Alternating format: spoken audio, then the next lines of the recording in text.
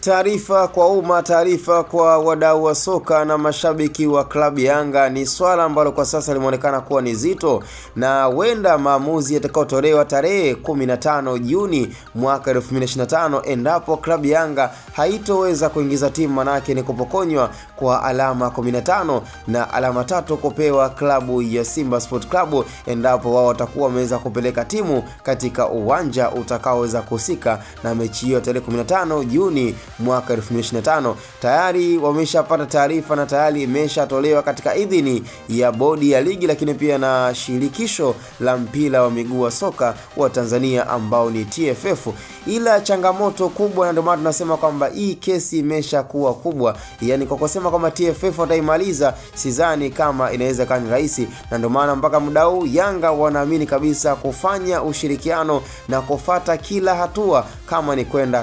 CAS, lakini pia bila kuwasahau na FIFA waweze kuangalia final say itakuwa wapi, na wanachoamini ni kutokana na dalili iliyoweza kuonekana katika mechi ambayo nafikiri bila shaka iliweza kuwakatisha tamaa watu wengi, mashabiki na wadau wa soka, baada ya Simba kutoingiza timu, kwa sababu inavyosadikika na hata baadhi ya mashabiki wanaamini kwamba huu ni mchezo mchafu uliotengenezwa na shirikisho la mpira miguu wa soka wa Tanzania kuweza kupiga pesa katika uwanja wa Mkapa, alafu tena wasingizie kwa labda pengine kuna mchezo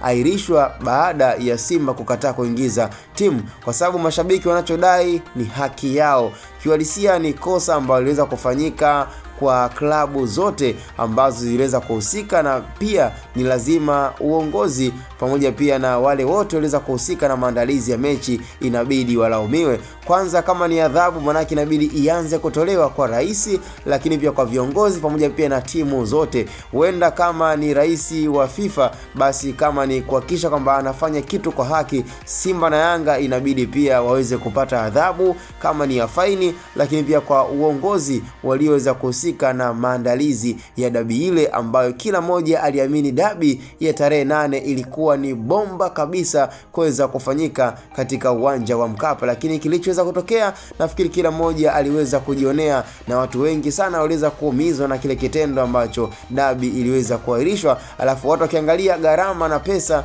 walizozitumia hazijarudishwa. Kwa ni swala ambalo tayari limeonekana kuwa ni kubwa sana na liko international, na sidhani kama linaweza likamalizwa kirahisi ama kiholela holela, ila kama iliweza kutangazwa dabi inaaminika tarehe 15 mwezi wa 6 ndo itakavyoweza kuchezwa katika uwanja wa Mkapa. Sema nini? Tukutane kwenye comment. Ni Hatboy Media, the best choice.